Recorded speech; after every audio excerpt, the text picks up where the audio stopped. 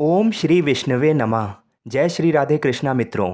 भगवान श्री लक्ष्मी नारायण जी आप सभी की मनोकामनाओं को पूर्ण करें। अश्विन मास के कृष्ण पक्ष की एकादशी को इंदिरा एकादशी कहा जाता है। पितृपक्ष के दौरान पड़ने वाली ये एकमात्र एकादशी होती है। मान्यता है कि इस एकादशी का व्रत करने और इसकी कथा सुनने मात्र से 7 पीढ़ियों तक के पितरों को मोक्ष की प्राप्ति होती है। जैसा कि शास्त्रों में वर्णित है कि सिर्फ इंदिरा एकादशी के दिन की गई भगवान विष्णु की पूजा और ब्राह्मण को भोजन कराने से पूरे 15 दिन पितृपक्ष में किए गए तर्पण से भी कई गुना अधिक फल की प्राप्ति होती है।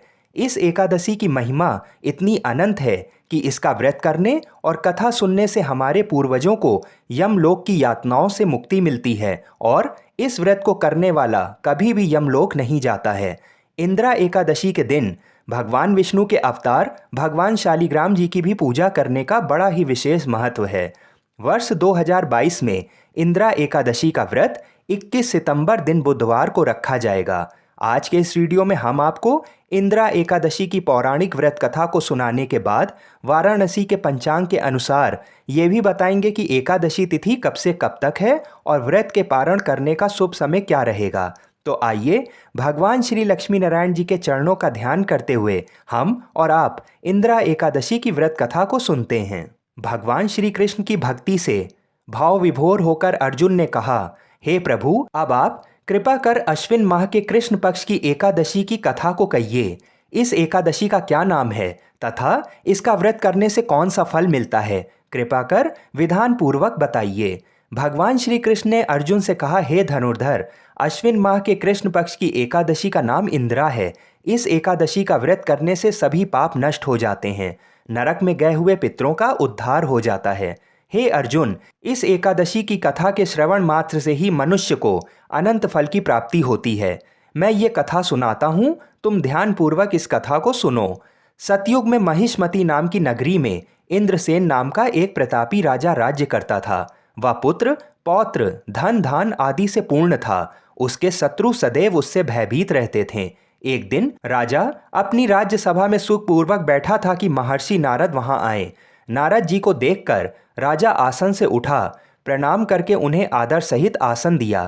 तब महर्षि नारद ने कहा, हे राजन, आपके राज्य में सब कुशल से तो है। मैं आपकी धर्मपरायणता देखकर अत्यंत प्रसन्न हूँ। राजा ने कहा, हे देवर्षि, आपकी कृपा से मेरे राज्य में सब कुशल पूर्वक है तथा आपकी कृपा से मेरे सभी यज्ञ कर्म आदि सफल हो गए हैं। हे महर्षि, अब आप कृपा कर ये बताएं कि आपका यहाँ आगमन किस प्रयोजन से हुआ है, मैं आपकी क्या सेवा कर सकता हूँ। तब महर्षि नारद ने कहा, हे राजा, मुझे एक महान विस्मय हो रहा है कि एक बार जब मैं ब्रह्मलोक से यमलोक गया था, तब मैंने यमराज की सभा में तुम्हारे पिता को बैठे देखा। तुम्हारे पिता महान ज्ञानी दानी धर्मात्मा थे, मगर एकादशी के व्रत के बिगड़ जाने के कारण वह यमलोक को गए हैं। तुम्हारे पिता ने तुम्हारे लिए एक संदेश भेजा है। राजा ने उत्सुकता से पूछा, क्या संदेश है महर्षि नारद, कृपा कर मुझे जल्द बताइए। राजन, तुम्हारे पिता ने कहा है, महर्षि, आप मेरे पुत्र इंद्रसेन, जो कि महिष्मती नगरी का राजा है, उसके पास जाकर एक संदेश देने की कृपा करें कि मेरे किसी पूर्व जन्म के बुरे कर्म के कारण मुझे ये लोक मिला है। यदि मेरा पुत्र अश्विन माह के कृष्ण पक्ष की इंदिरा एकादशी का व्रत करे और उस व्रत के फल को मुझे दे दे तो मेरी मुक्ति हो जाए। मैं भी इस लोक से छूटकर स्वर्गलोक में वास करने लगूंगा। इंद्रसेन को अपने पिता के यमलोक में पड़े होने की बात सुनकर महान दुख हुआ और उसने नारद जी से कहा, हे नारद जी, ये तो बड़े दुख का समाचार है कि मेरे पिता यमलोक में पड़े हैं। मैं उनकी मुक्ति का उपाय अवश्य करूंगा। आप मुझे इंदिरा एकादशी व्रत का विधान बताने की कृपा करें। नारद जी ने कहा, हे राजन, अश्विन माह के कृष्ण पक्ष की 10वीं के दिन यानी एकादशी के एक दिन पहले प्रातःकाल श्रद्धापूर्वक स्नान करना चाहिए। उसके बाद दोपहर को भी स्नान करना चाहिए। उस समय जल से निकलकर श्रद्धापूर्वक पितरों का श्राद्ध करें और उस दिन एक समय भोजन करें और रात्रि को पृथ्वी पर शयन करना चाहिए। इसके दूसरे दिन अर्थात एकादशी के दिन सभी कर्मों से निवृत्त होकर भक्ति पूर्वक व्रत को धारण करें और इस प्रकार संकल्प करें, मैं आज निराहार रहूंगा और सभी भोगों का त्याग करूंगा। इसके उपरांत अगले दिन भोजन करूंगा। हे ईश्वर, आप मेरे व्रत को संपूर्ण कराइए।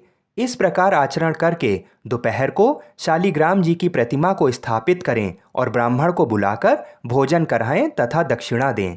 भोजन का कुछ हिस्सा गाय को अवश्य दें और भगवान विष्णु का पूजन करें और रात्रि को जागरण अवश्य करें। हे राजन, ये इंदिरा एकादशी के व्रत की विधि है। यदि तुम आलस्य को त्याग कर इस एकादशी के व्रत को करोगे तो तुम्हारे पिता अवश्य ही स्वर्ग के अधिकारी बन जाएंगे। नारद जी राजा को ये सब विधि विधान बताकर अंतर्ध्यान हो गए। राजा ने इंदिरा एकादशी के आने पर उसका विधान पूर्वक व्रत किया। इस व्रत को करने से आकाश से पुष्पों की वर्षा हुई और राजा के पिता यमलोक से रथ पर चढ़कर स्वर्ग को चले गए। इस एकादशी के प्रभाव से राजा इंद्रसेन भी इस लोक में सुख भोगने के बाद अंत समय में स्वर्गलोक को गए। भगवान श्री कृष्ण ने कहा, हे सखा, ये मैंने तुम्हारे सामने इंदिरा एकादशी के महात्म का वर्णन किया है। इस कथा के पढ़ने व सुनने मात्र से ही सभी पापों का शमन हो जाता है और अंत में मनुष्य स्वर्गलोक का अधिकारी बनता है। आइए अब एक दृष्टि डालते हैं काशी के पंचांग के ऊपर। काशी के पंचांग के अनुसार एकादशी तिथि 20 सितंबर को रात में 9:28 से प्रारंभ होकर अगले दिन 21 सितंबर को रात में 11:35 तक रहेगी। सूर्योदय के समय एकादशी तिथि 21 सितंबर को होने के कारण शास्त्र अनुसार एकादशी का व्रत 21 सितंबर को ही रखना सर्वोत्तम रहेगा। 21 तारीख को सूर्योदय सुबह 5:54 पर होगा। व्रत का पारण सदैव ही शुभ समय में करना चाहिए, क्योंकि शुभ समय में व्रत का पारण करने से ही हमें एकादशी के व्रत का फल प्राप्त होता है। अगले दिन 22 सितंबर को व्रत का पारण सुबह 7:26 से लेकर 8:55 के बीच में अवश्य कर लें। व्रत के पारण के दौरान किसी भी ब्राह्मण को दान दक्षिणा आदि देकर चरण स्पर्श करने के बाद भगवान के प्रसाद को खाकर ही अपना व्रत खोलें। हम ऐसी मंगल कामना करते हैं कि भगवान श्री लक्ष्मी नारायण जी आप सभी की मनोकामनाओं को पूर्ण करेंगे। कृपया करके चैनल को सब्सक्राइब अवश्य करें। जय जय श्री राधे।